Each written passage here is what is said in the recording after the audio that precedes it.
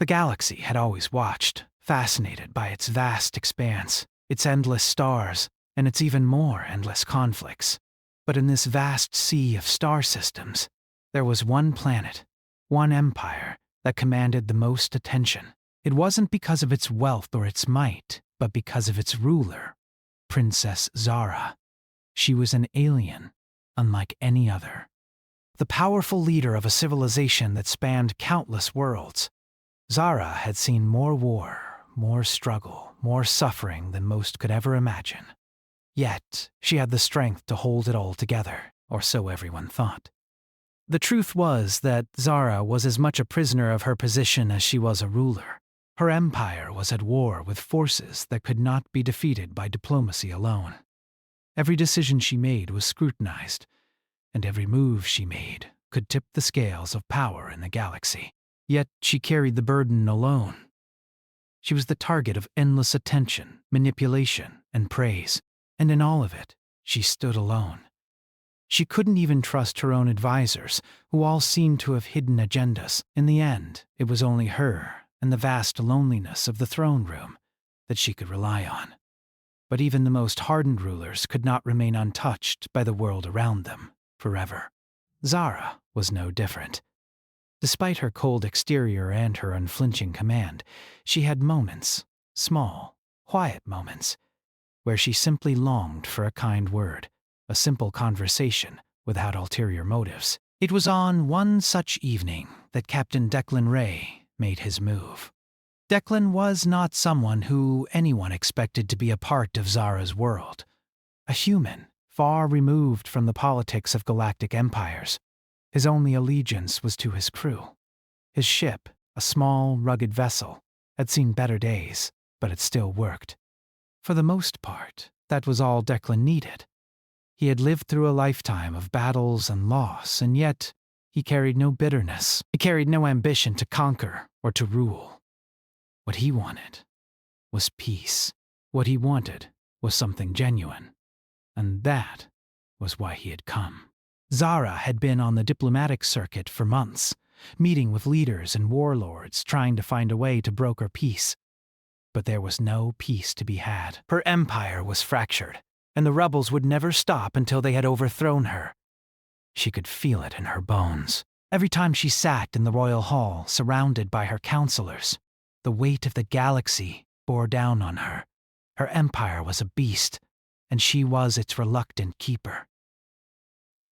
Declan had heard rumors. He had heard the whispers of the princess, the one who could control the galaxy with a single word.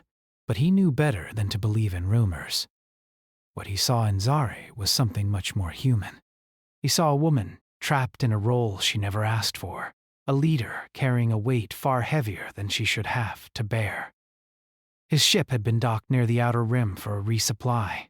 He had no intention of getting involved in galactic politics. But when he had heard that Zara was attending a summit on a nearby station, he had made up his mind. He had to meet her, speak with her, not as a ruler, not as an empress, but as someone who might be in need of a friend. He was used to doing the unexpected. He was a rogue, a wanderer, someone who had lost everything and had no need for titles or recognition. He simply needed to know that he could still make a difference. Maybe, just maybe, he could offer Zara the one thing she had never been given, a genuine ally. When Declan first met Zara, it was not in a grand hall or amidst the swirling crowds of politicians. It was in a quiet corner of the station, far from the prying eyes of the galactic elite. She was sitting alone, looking out at the stars, her posture rigid, but her expression soft. Declan had approached her slowly, not wanting to startle her. "Princess," he had said, his voice low and steady. "I don't mean to intrude, but I thought you might want someone to talk to." Zara had turned to him, her eyes narrowing at the sight of a human daring to address her so casually. "And why would I want to talk to you?" she asked, her voice sharp, but with a hint of curiosity. Declan had smiled, something warm and genuine that didn't seem to fit in the cold corridors of this high-tech space station. "Because," he said, "I'm the only one here who's not looking to take something from you." There was a pause. A brief moment where Zara regarded him, studying his face for any signs of trickery. But there was nothing. There was no arrogance, no hunger for power, just a man who seemed to truly care. For the first time in ages, Zara felt a flutter of something unfamiliar. Trust. It was something she had long abandoned, yet here it was, offered without strings. "Why would a man like you care about someone like me?" she asked, her voice softening. Declan shrugged. "I've seen too many rulers who forget the people they're supposed to protect, but I know what it's like to carry the weight of the world on your shoulders. I know how lonely it can get, even when you have everything you could ever want." Zara's lips pressed together. She wasn't used to people speaking to her like this. She was used to formality, to flattering words, but Declan's words felt real, grounded in something far more human. "I don't need your pity," she said, though her voice lacked its usual conviction. "I'm not here to pity you," Declan replied. "I'm here because, just like you, I've lost things. But I've also found that sometimes you don't need to fight every battle alone." For a long moment, Zara said nothing. She simply watched him, trying to read him. She had met countless diplomats and generals who had offered her their assistance, their services. But this felt different. He wasn't asking for anything. He wasn't trying to manipulate her. There was only kindness in his eyes and a calmness that felt like a balm to her soul. "You want to help?" she asked, her voice quieter now, almost hesitant. Declan smiled again. "I don't know if I can help, but I'm willing to try." And so, in that moment, a bond was formed, small, delicate, but real. Zara didn't know what would come of it, but she found herself oddly relieved by Declan's offer. It wasn't much, just a quiet moment between two people in a galaxy full of noise. But for Zara, it was enough. She had found someone who would sit beside her, without judgment, without expectations. For the first time in a long time, Zara felt a glimmer of hope.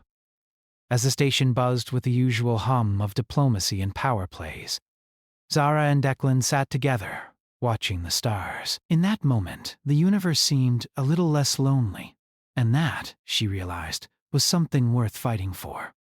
Days passed on the station, and Declan and Zara continued their quiet conversations, away from the grand halls filled with the murmurs of politicians and warlords. They spoke mostly of small things, things that mattered to both of them in ways no one else could understand. The stars, the loneliness, the quiet corners of the universe that often went unnoticed. They found comfort in the simplicity of their talks. Zara was not used to this. No one had ever truly listened to her, not in the way Declan did. Most saw her only as the ruler, the empress, the person who held the fate of millions in her hands. They would speak to her with respect, but they never dared to speak to her as a person, just a figurehead. But Declan didn't treat her like that. He didn't see a princess, a leader, or an icon of power. He saw her, Zara, a woman who carried the weight of the galaxy, but also longed for something more than just duty. "Have you ever wondered what it would be like, Declan?" she asked one evening, as they sat beneath the dim lights of the station's observation deck, watching the distant glow of stars. "Wondered what?" he replied, his voice warm, like it always was when they spoke. "What it would be like to just leave it all behind." She turned her gaze toward him, her eyes distant, to walk away from all the politics, the war, the decisions that never end. To just be free? Declan didn't answer right away. He knew what she meant. He had wondered the same thing many times. His life had been full of wars, battles, and the noise of command. He had been a soldier, a leader, and yet he had always been searching for something more. Maybe it wasn't just freedom, but peace. Peace from the chaos of the universe. "I've thought about it," Declan said slowly, leaning back in his chair. "But it's a hard thing to do, especially when you have people depending on you." Zara sighed softly, her breath barely audible. "I don't even know what peace looks like anymore," she whispered. "All I see is the war, The endless fights for power. The way people use each other to climb higher. And I'm at the top, but it's not what I thought it would be. Declan looked at her, seeing for the first time the vulnerability she had hidden beneath her crown. He reached out, placing a hand gently on her arm. It's not your fault, Zara. You didn't choose this life, but now that you're in it, you're doing what you can. That's all anyone can do. She turned her face to meet his gaze, and for a moment, the weight of the galaxy seemed to lift from her shoulders. But it's never enough, Declan, she said softly. No matter how much I try, there's always someone who wants more. Someone who wants my throne, my position, my power. Power doesn't mean anything if you don't have anyone to trust, he replied. And from what I've seen, the more power you have, the less you can trust anyone. People start seeing you as a tool, something to use, something to control. But you're not that, Zara. You're more than that. She looked at him for a long time, as if trying to read the truth in his eyes. Declan had no agenda, no hidden plans, no desire for her throne or empire. He simply wanted to help her, even if that meant just being there, sitting beside her in silence when she needed it most. Maybe I've been looking at it all wrong, she said quietly. Maybe I've been so focused on keeping the empire together that I've forgotten how to live. Declan smiled, a small, comforting smile. Maybe all you need is a reminder. The days began to blend together in a way Zara wasn't used to.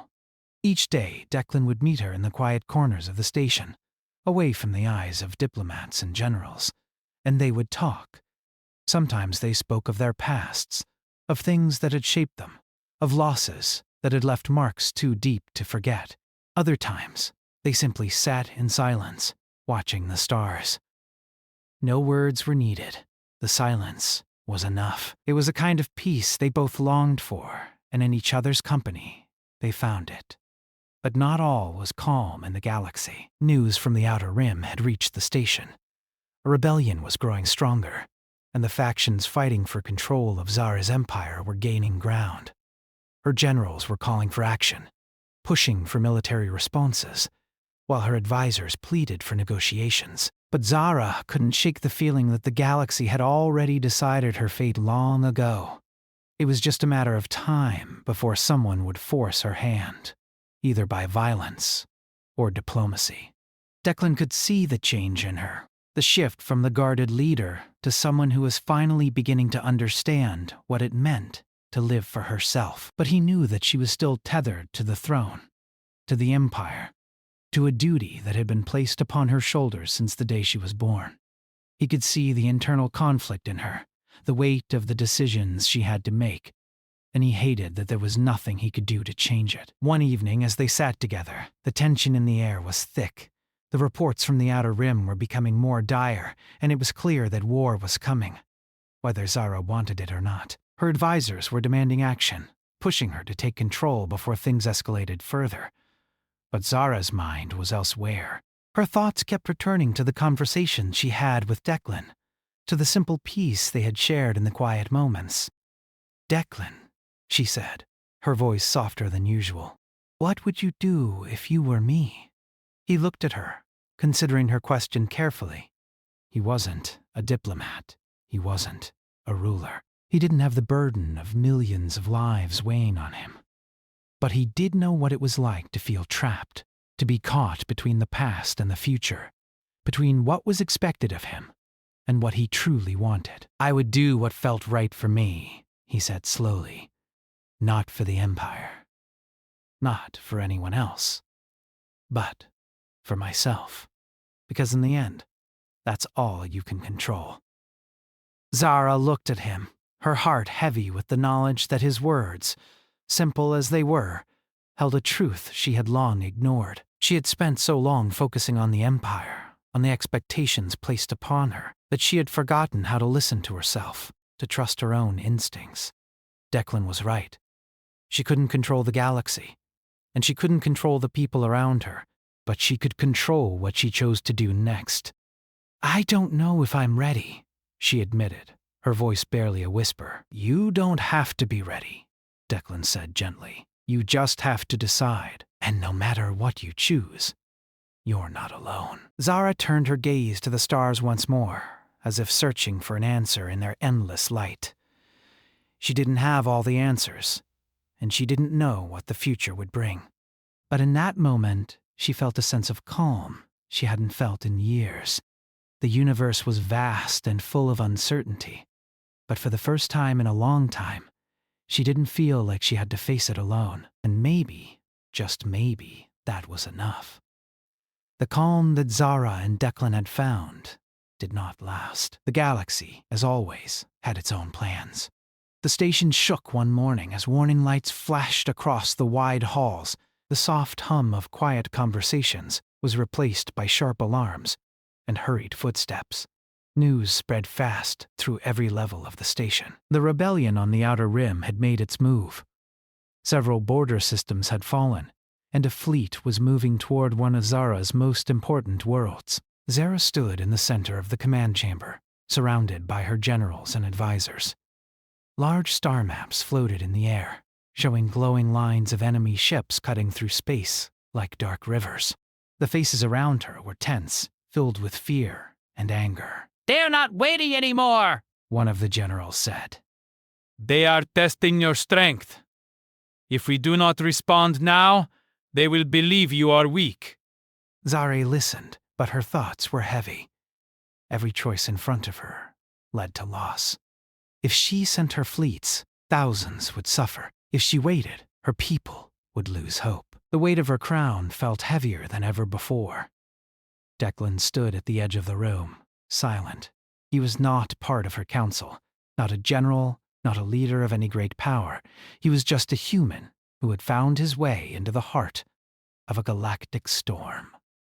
But Zara could feel his presence, steady and calm, like a quiet anchor in the chaos. The meeting ended with no clear answer. The advisors left, still arguing among themselves, their voices fading down the long halls. Zara remained behind, staring at the glowing map of her empire. The stars that once felt peaceful now looked like distant fires waiting to spread. Declan stepped closer. You don't have to face this alone, he said gently. Zara did not turn to him right away. They expect me to be strong, she said. They expect me to know what to do. But how I see your lives on both sides of this fight. Declan nodded. That's what makes you different. You don't see enemies, you see people. She finally looked at him, her eyes tired. Sometimes I think that makes me weak. He shook his head. It makes you human. Or, as close to it as anyone can be in this galaxy, it makes... Zara let out a quiet breath, almost a soft laugh. You have a strange way of giving comfort, Declan. I'd had a lot of practice, he replied, mostly with myself. Later that day, Zara made a choice that shocked her entire council. Instead of sending her full fleet into battle, she ordered a small task force to move ahead. Their mission was not to attack, but to open a path for talks. The generals protested, calling it dangerous and foolish. The rebels were armed and angry. They would not listen. But Zara stood firm. If there is even a small chance to stop this without turning space into a graveyard, I will take it, she said. Declan watched her as she spoke. He saw not a ruler giving orders, but a person standing up for what she believed in, even when the galaxy pushed against her. The small fleet left the station at dawn. Zara chose to go with them. Her advisors were furious. You are the heart of this empire, one of them said. If something happens to you, then the empire will have to learn to breathe on its own, Zara replied. Declan, of course, went with her. The journey to the border system was tense. The stars outside the ship's windows felt colder, darker. Every alert made the crew jump. The rebels were out there somewhere, watching, waiting. Zara spent most of the time in the ship's observation room, looking out at the endless space. Declan often joined her, sitting quietly at her side. Are you afraid? He asked one night. She thought about it. Yes. she said honestly. But I am more afraid of becoming someone who only knows how to fight. Declan smiled softly. Then you're already winning. When they reached the border system, the rebel fleet appeared on their sensors. Dozens of ships formed a wide line across space, their weapons charged. The air in the command room felt heavy, like a storm about to break. Zara stood tall. "Open a channel!" she ordered. The screen flickered, and the face of the rebel leader appeared. He was older, with sharp eyes and a hard expression. "You should not have come here," he said. "This is not a place for talks." Zara met his gaze. "It is always a place for talks, even now." The rebel leader laughed, but there was no humor in it. "Your empire has taken too much. Our worlds, our people, our voices. We will not stop until we are free." Zara took a slow breath. And how many more worlds will burn before you feel free?" The leader hesitated, just for a moment. The silence that followed felt endless. Declan watched closely, his heart beating fast. He knew this moment could change everything, one way or another. Before the rebel leader could answer, a new alert sounded. Another fleet was entering the system. Zara's generals shouted in alarm. This fleet did not belong to the rebels or to her empire. It was a third faction, one that had stayed in the shadows, waiting for the right moment to strike. "They want us to destroy each other," Declan said quietly. Then they'll take what's left. Zara realized he was right. The galaxy's watchers, the ones who always stayed at a distance, had finally made their move. She looked back at the rebel leader on the screen. "This is what they want?" she said. "Our fight. Our destruction." The rebel leader's eyes shifted to the incoming fleet on his own sensors. His anger was still there, but now there was something else too. Fear. For a moment, no one spoke. Then Zara did something no one expected. She lowered her ship's weapons. Her generals protested, but she raised her hand. "If they want war, they will have to start it themselves," she said. "I will not." Declan felt a surge of respect for her. This was not just courage. This was belief. Belief that the galaxy could be more than endless battles. The rebel leader stared at the screen, surprised. Slowly, his own ships began to lower their weapons as well. The third fleet moved closer, clearly confused by what they saw. They had expected fire, not silence. Zara spoke again, her voice steady. "We can fight each other, or we can stand together. The choice is not just mine." It is yours too. The rebel leader looked away from the screen, likely speaking to his own commanders. Long seconds passed. Finally, he looked back. "This does not erase what has happened," he said. "But maybe it can change what comes next." His ships shifted position, moving alongside Zara's fleet, not in attack, but in defense. The third fleet stopped. They had lost their moment. The standoff lasted hours, but no shots were fired. In the end, the third faction withdrew, disappearing back into the dark space they came from. When it was over, the command room was silent. Zara let out a breath she did not realize she had been holding. Declan looked at her, a small smile on his face.